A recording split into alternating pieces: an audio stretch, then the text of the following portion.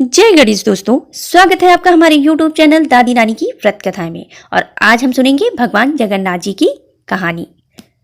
दोस्तों, ये कहानी मुझे मेरी दादी और नानी सुनाया करती थी, जो आज मैं आप लोगों के साथ शेयर कर रही हूँ। तो कहानी सुनने से पहले हम सामग्री देख लेते हैं कि हमें पूजा में क्या क्या सामग्री लगेगी। तो ये आप देख लीजिए क्या क्या सामग्री लगेगी। हाँ, एक चीज़ आप लोगों से निवेदन है कि कहानी को पूरा सुनिएगा, कभी आधा अधूरा मत सुनिएगा। आप सभी लोग अपने हाथों में अक्षत और पुष्प ले लीजिए और बोलिए जगन्नाथ स्वामी की जय। एक ब्राह्मण तुलबुले और एक ब्राह्मणी थी। उसके पास खाने को कुछ नहीं था। वह भिक्षा मांगकर लाता था और उसकी पत्नी बनाती थी और ब्राह्मण को खिलाती थी। उसके खाने के समय रोटी को चैया हो जाती थी। कभी कभी तो खाने को भी कुछ नहीं होता था।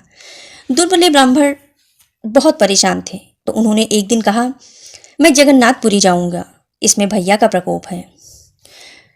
इतना कहकर दुर्बले अपनी बड़ी बेटी के घर पहुंचे। लड़के दरवाजे पर खेल रहे थे, तो दुर्बले ने कहा, जाओ अपनी माँ को बुला लाओ, हम जगन्नाथपुरी जा रहे हैं, उनको कहानी सुना दूं। तो बच्चों ने आकर माँ को बताया, माँ नाना आए हैं, वह आपको बुला रहे हैं। लड़की पिताजी के पास गई और बोली, जब तक मैं आपकी कहानी सुनूंगी घर के तब तक 4 काम कर लूंगी। एक दंड कमंडल लेकर चल दिए। दुर्बले वहां से रूठ कर चल दिए और वहां से वह अपनी छोटी लड़की के घर गए। लड़की घर पर नहीं थी, किसी के घर पर काम करने गई थी। बच्चों ने देखा नाना आए हैं। वह दौड़ते दौड़ते अपनी माँ के पास गए और कहा कि माँ नाना आए हैं। क्योंकि छोटी बेटी बहुत गरीब थी, तो वो एक रानी के यहाँ कार्य करती थी। जब रानी ने सुना तो रानी बोली कि ये लो, हाथ धो लो और मेरी साड़ी पहनकर चली जाओ, अपने पिता से मिलाओ और कहानी सुन लो, क्योंकि वे जगन्नाथपुरी जा रहे हैं। छोटी लड़की घर आई तो दुर्बले बोले कि बिटिया पहले नहा लो, फिर मेरी कहानी सुनो। अब लड़की नहा धोकर खड़ी सकुचा रही थी कि मैं क्या पहनूं।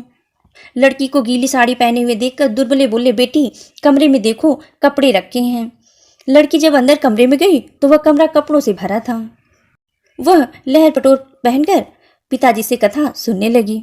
उसके पिता ने कहा, बेटी थोड़ा आटा ले आओ, भौरा बनाकर खाएंगे। अब घर में आटा था ही नहीं, इसलिए वह कुछ न बोली। दुर्बले समझ गए और बोले, अंदर जाकर मटके में आटा रखा है।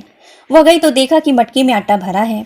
वह आटा ले आई। उसके पिता ने भौरा बनाया। दुर्बले ने भौरा खाया। बचे हुए भौरे सभी ने मिलकर खाए और जो भौरे बच गए उन्हें बंद करके रख दिए और वह भगवान जगन्नाथ की कृपा से सोने के हो गए। अब बड़ी लड़की के यहाँ गरीबी हो गई और छोटी लड़की के यहाँ अमीरी हो गई।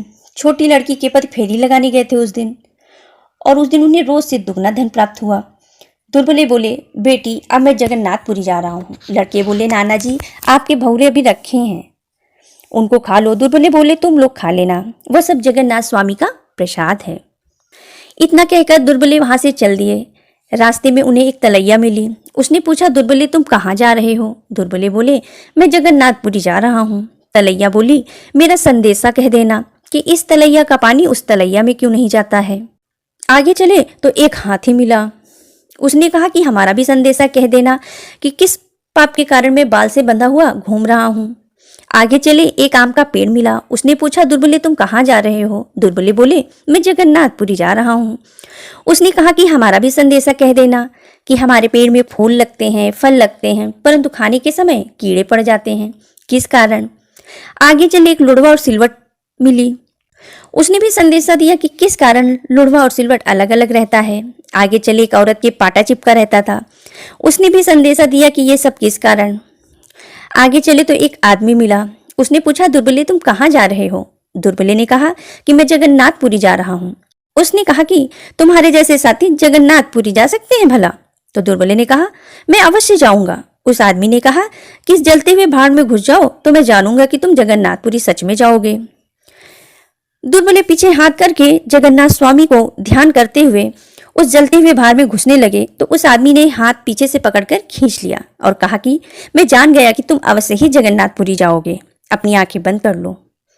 दुर्बले ने अपनी आंखें बंद कर ली तो देखा जगन्नाथ स्वामी सिंहासन पर बैठे हैं। पीतांबर लहरा रहा है। मदार, कुसुम, पुरैन, टेसू के फूल फूल रहे हैं। दुर्बले बोले, जगन्नाथ स्वामी मुझे भूख लगी है, कुछ खाने को दो। जगन्नाथ स्वामी ने 2 मुट्ठी चावल दिया तो उनको देखने लगे। तो जगन्नाथ स्वामी ने कहा कि इतने ही नहीं चुकेंगे, इनको सुखा डालो, वहां पर जाकर ये सीत बांट देना। जगन्नाथ स्वामी ने दुर्बले को पट, बेत, मटकी और घंटी दी और कहा कि जाकर वहां पर भंडारा कर देना। दुर्बले बोले, भैया यहाँ पर लौकी बहुत है। भैया बोले, तोड़ लो। और बेचारे दुर्बले लौकी तोड़ने लगे और लालच में पड़कर बहुत सारी लौकी तोड़ डाली तो वे उसमें लिपट गए। दुर्बले बोले, भैया मैं तो लिपट गया हूँ। जगन्नाथ स्वामी बोले, ब्राह्मण असत्य होता है, बेट छुआ लो छूट जाओगे।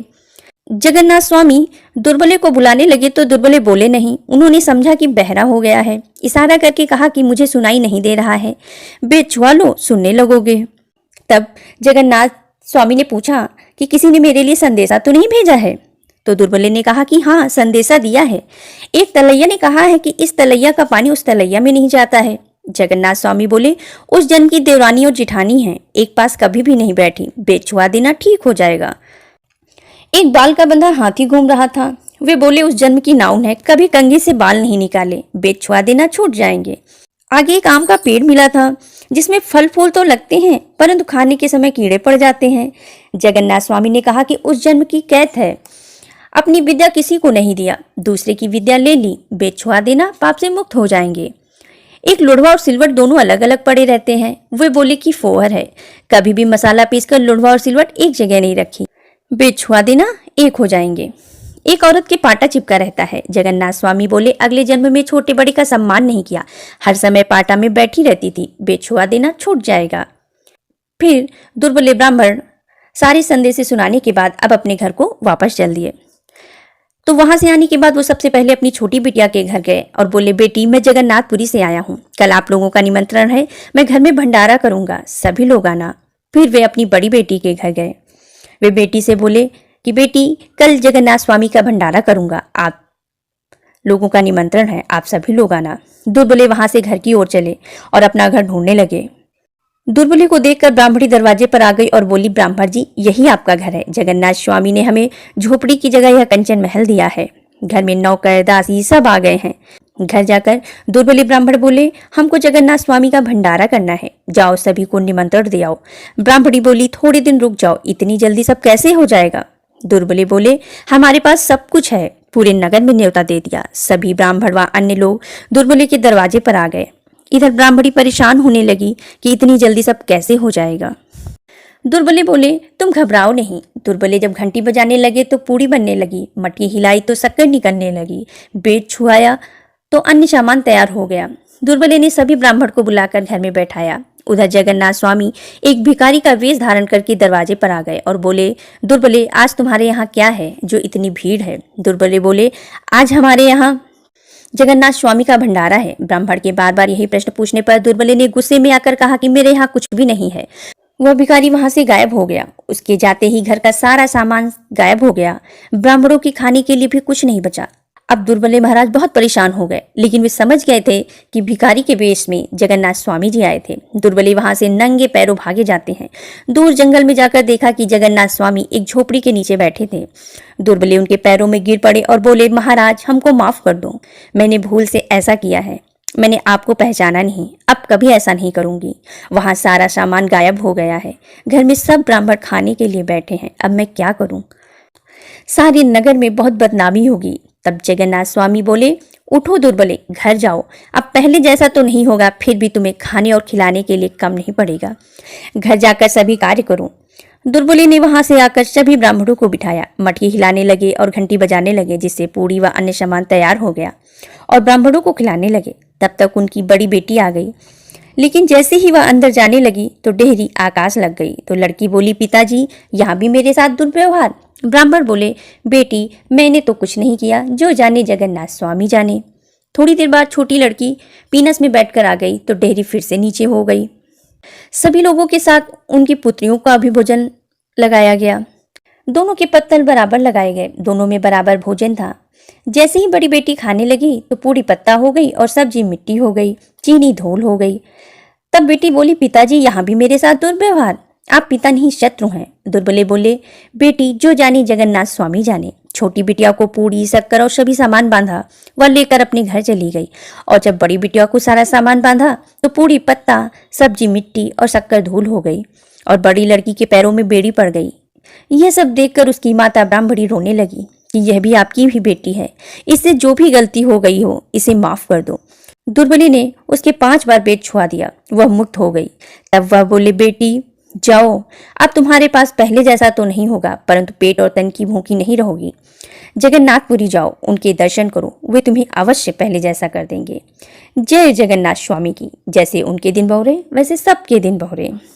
तो बोलिए जगन्नाथ स्वामी की जय। दोस्तों, अन्य सभी व्रतों से संबंधित कहानियों को सुनने के लिए उनकी लिंक आपको नीचे डिस्क्रिप्शन बॉक्स में दे दी जाएगी। आप वहां पर जा करके सभी व्रतों से संबंधित सभी कहानियों को सुन सकते हैं।